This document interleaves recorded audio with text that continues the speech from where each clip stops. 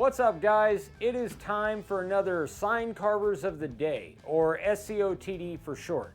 So basic rundown is we try to do these every couple of weeks and we're falling way behind. Today's is January 10th, 2024 through January 28th, 2024. So what we do is we show your work off for you. So if you did a sign and you're pretty stoked about it, you shoot an email to dad@eric@makeawoodsign.com and we do a video showing off your work for you. So we got a lot of first-time sign carvers in this one, and man, you are really inspiring us to try to kind of up our game a little bit, because if the way you guys are carving for first-timers look this good, me and Dad got some catching up to do. So let's get started. First we have Gilberto Ruiz.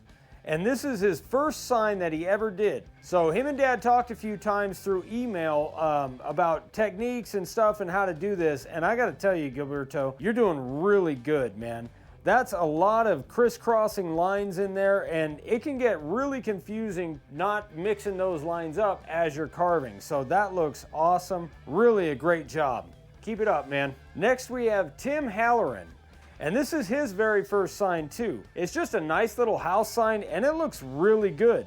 One thing I noticed is that his layout was awesome on this. Everything's pretty evenly spaced. He used up enough of the board, but he didn't feel like he had to use the entire thing.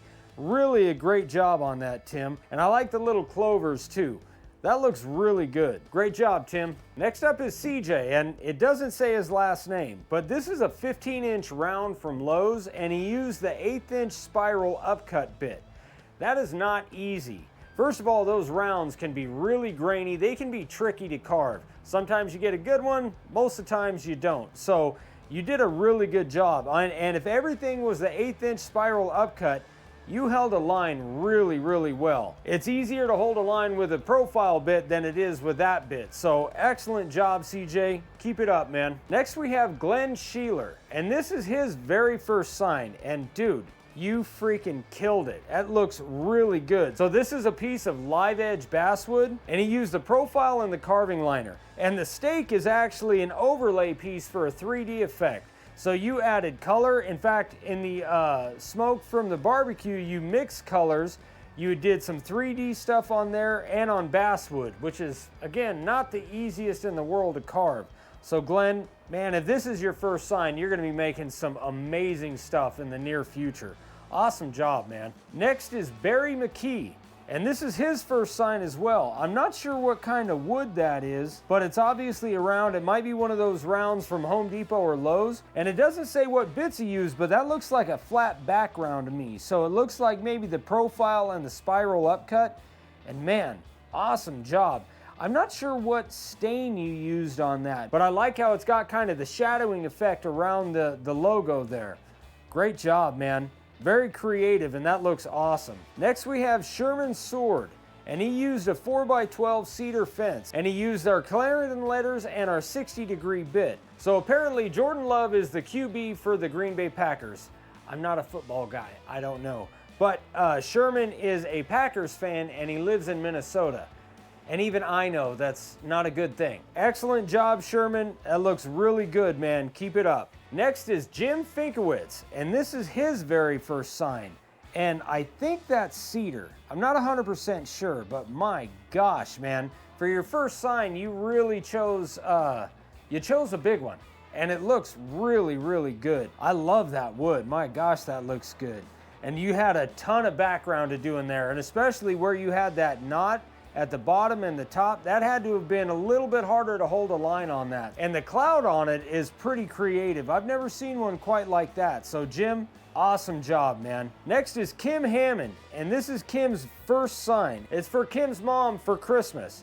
And it just looks really nice. It's got different colors in it, and that kind of looks like a flat background. I can't really tell, but it's obviously on a live edge piece. Kim, you got really close to the bark on the bottom there and the top with the snowflake. It looks awesome. You used up the majority of the board, but you can still see the grain. You left all of the bark on there, and I like the different colors too between the wording and then the snowflakes and the little star there. Very nice job, Kim. Next up is Marty Bentley. And Marty's from Melbourne, Australia, and this is his very first sign. And the wood is called oakum.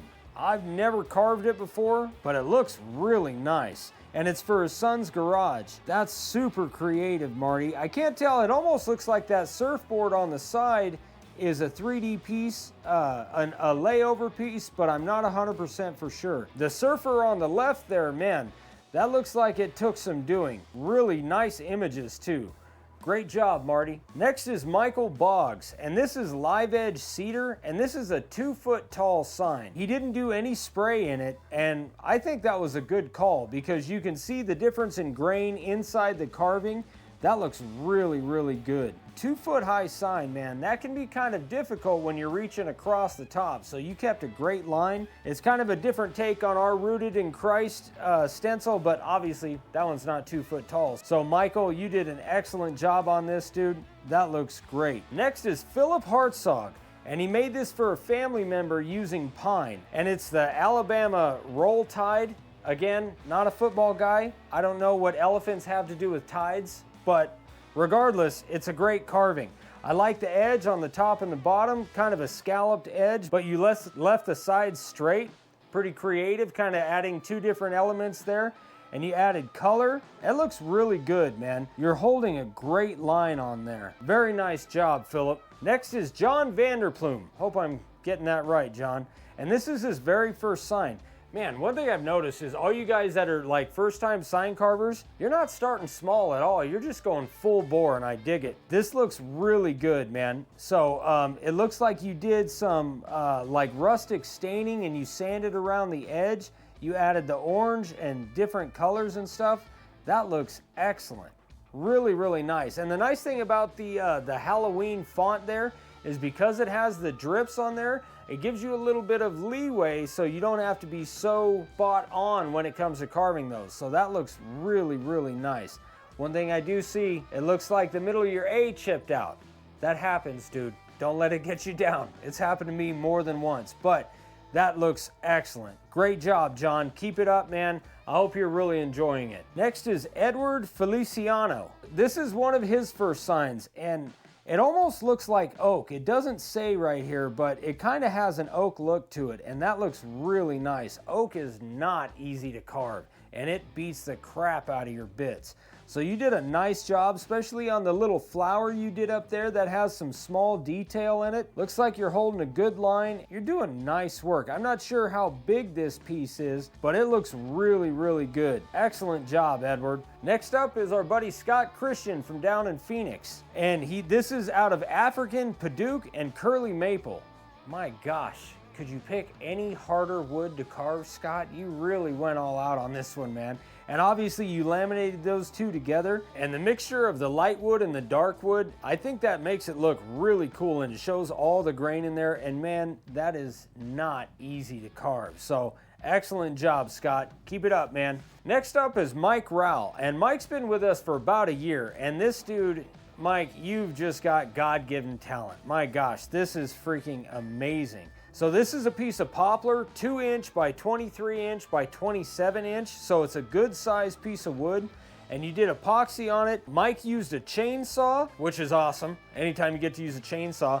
The carving liner, the profile, the 60 and the 90 with the 1/4-inch upcut disc. And obviously he did some power carving on it to kind of give it some contouring with the cuts-all disc. Dude, you're gifted. That looks amazing, and I'm sure the furniture place that you made this for just freaking went nuts. Really a great job, Mike. Next, I think, I'm not 100% for sure, but I think this is our first sign from Russia. So this is from Parkhomov Igor, or Igor Parkhomov. I don't know. This guy's from Moscow, and I believe his wife did the painting on it. We've emailed back and forth a few times. Man, that is unbelievable. That thing is so cool, and I really like how you ran the electrical and you put the lights in there. Man, and so you guys know he sent us some pictures of making this, him and his wife, and he just made it in his house. You know, she did a lot of the painting right in the house. So, man, it just looks excellent. Great job, Igor or Parkhomov. I'm not sure what your first name is. I'm assuming Igor. But man, you guys did an amazing job. It really, really looks good. I'm looking forward to seeing more from you guys. Next up is Matt Bishop, and he made this sign for a buddy's shop. And dude, that looks great. I like the color you did on the wrenches, and then obviously you did the letters in red, but I think the wrenches look freaking awesome. And again, when you get lines that are crossing, like the wrenches going through the skull, as you're carving, that can get super confusing. So you really did an excellent job. It looks like all the lines are in exactly the right place. That's a mean looking sign, dude. I dig that thing. I'm sure your buddy Eric really, really loved it. Next is Travis Blea. And it's funny because anytime I see this trucker girl template, I think of my grandpa. He really liked that one. And he made this table saw push stick. It's just a nice, simple design, and it looks good, man. It looks really good. It looks like you're holding a great line there. Excellent job, Travis. Next is Ken Grady, and he made this for his son-in-law whose dog passed away. And anybody that is an animal lover knows how tough that is. And man, this is a great tribute to his dog, Chloe. Looks like she had a great long life. Man, you're holding an excellent line. This is something, guys, that even though it's kind of a sad subject, people want to remember and memorialize their animals. We love our animals. So this would be a great seller, and it's a great niche to get into. And man, Ken, that looks awesome. I hope your son-in-law really, really appreciated it. Next we have Mike Taggard, and it says one of his first signs. Again, he chose something nice and difficult just to dive headfirst into, and man, I love it. It looks really good. What I think makes this one a little bit unique is that the actual carving goes down into the bark a little bit, and you blended that in perfectly, man. You can't even really tell. So this is a live edge piece. I'm not sure what kind of wood it is, but man, it looks great. Your line you're holding is excellent. All the background looks really good. For a first sign, or for one of your first signs, Mike, you're doing a killer job. All right, guys, so that is 20 sign carvers of the day. And again, this is January 10th, 24 through January 28th of 24. So if you guys have done some work and you're stoked about it, you want to send Dad a picture, and we will put it on the channel in one of the sign carvers of the days. We're falling a little behind, but we are slowly catching up because we're doing more of these videos. Thank you guys for watching, and thank you for all of your support, the guys that get our stencils and our router bits. We can't tell you how much we appreciate it, and we couldn't do what we do without you guys. So we'll see you guys on the next one.